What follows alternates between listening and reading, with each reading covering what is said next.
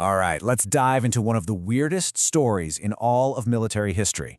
We're talking about a moment when a victory was so huge, so total, that the winners looked at the smoking wreckage and thought, oh no, what have we done? This is the incredible, paradoxical story of the Battle of Navarino. You heard that right. An untoward event. That's what the King of Great Britain called it. Not a glorious triumph, not a stunning victory, but an unfortunate little incident. This was his reaction to his navy absolutely annihilating an enemy fleet. Wild, right? And that really is the million-dollar question here, isn't it? How on earth does a battle that perfectly achieves all of its military goals end up being a political catastrophe? Well, to get to the bottom of this, we need to unpack what happened, why it happened, and the absolute geopolitical mess it created. So, let's set the scene. The main character in our story is this guy, British Vice-Admiral Sir Edward Codrington. It's October 20th, 1827. He's in Navarino Bay, off the coast of Greece, commanding a powerful Allied fleet of British, French, and Russian ships. Now, you gotta understand, Codrington was a hero from the Battle of Trafalgar. He's a fighter, through and through, not some slick diplomat. And that one detail, well, that's gonna be hugely important. The battle itself was, wow, it was a beatdown. The Allied fleet just sailed right into the bay where the Ottoman and Egyptian ships were all anchored. And in just a few short hours, that enemy fleet was basically gone. Wiped off the map. It was one of the most lopsided victories of the entire age of sail. So naturally, you'd think there'd be parties in the streets, right? And for the public, there were. People all over Europe were cheering for Codrington, the hero who saved Greece. But back in London, in the government buildings, total fury.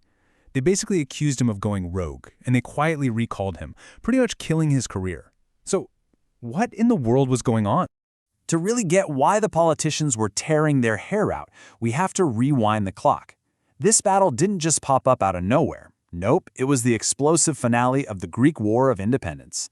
By 1827, you can see the Greek cause was pretty much on life support. This revolution, which started way back in 1821, had totally captured Europe's imagination. I mean, the famous poet Lord Byron literally died fighting for them, which was a huge deal. But then, the Ottoman Sultan called in the big guns, a modern, well-trained Egyptian army. And they were just steamrolling the Greek rebels. It was looking grim. So this is when the great powers of the day, that's Britain, France, and Russia, decide they have to step in. But look, their reasons were a complete mess of contradictions. This was never just about saving the Greeks. It was really about trying to manage the slow-motion collapse of the Ottoman Empire. The best way to think about it is like a giant continent-sized game of Jenga. The Ottoman Empire was a big, wobbly, but super important block in the middle of the whole structure. The great powers wanted to nudge things around, maybe pull out a small piece here or there, but they were terrified of being the one to make the whole thing crash down, because whoever was there to pick up the pieces would gain a massive advantage. And this right here shows you just how impossible their situation was.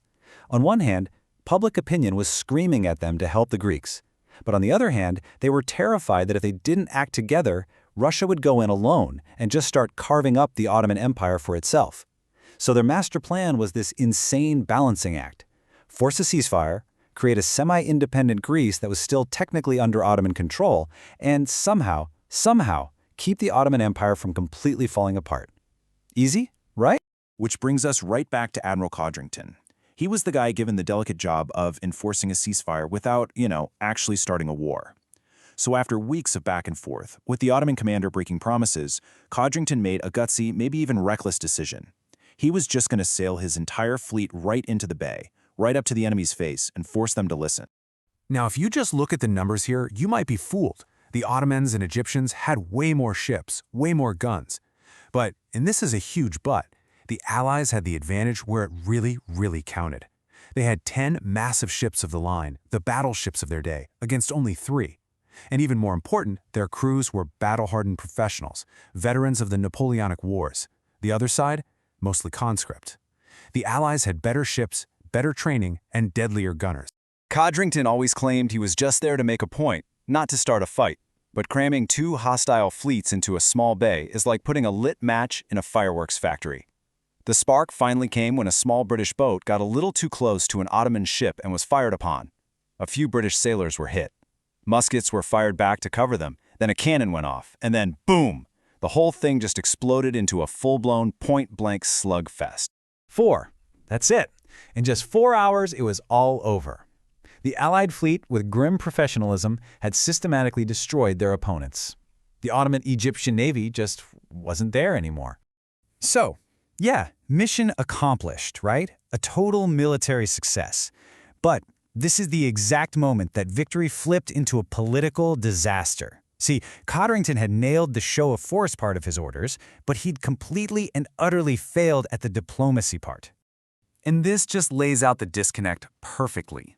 While the public was celebrating this amazing victory for Greece, the British government was having a complete meltdown. Codrington hadn't just sunk a fleet, he'd sunk their entire foreign policy. He'd kicked over their precious Jenga tower. He'd destroyed the very thing they were trying to prop up to keep Russia in check. And here are the consequences. The battle did the exact opposite of what British politicians wanted. It left the Ottoman Empire crippled, which was basically an open invitation for Russia to declare war the next year, their worst-case scenario. The whole delicate plan for semi-independent Greece, gone, blown out of the water, literally. And Codrington, the man who won the battle, became the perfect scapegoat. But beyond all the political drama, the Battle of Navarino is famous for another reason. It really was a major turning point, not just for a country, but for warfare itself. And this, for me, is just mind-blowing. This was it. This was the last great battle of the Age of Sail. For hundreds of years, naval warfare had been about wind, wood, and canvas. And while the first steamships were already starting to appear, Navarino was the final spectacular curtain call for the great sailing fleets. The era of ships of the line was over. And what about Greece, the country at the heart of all this? Well, they got their independence, which this battle pretty much guaranteed. But in a final ironic twist, the great powers who helped them decided they couldn't be trusted to rule themselves. So instead of the republic they wanted, they had a monarchy forced on them, headed by a teenage German prince who didn't even speak Greek. What a reward for all that struggle. So in the end, Navarino makes you ask a pretty fundamental question. Is this whole idea of gunboat diplomacy just a fantasy? The plan was to use the threat of guns to do diplomacy, but the guns went off and the diplomacy went up in smoke. It really makes you wonder, can you ever truly control the beast once you let it out of the cage? Or is every attempt to mix force with politics just another untoward event waiting to happen?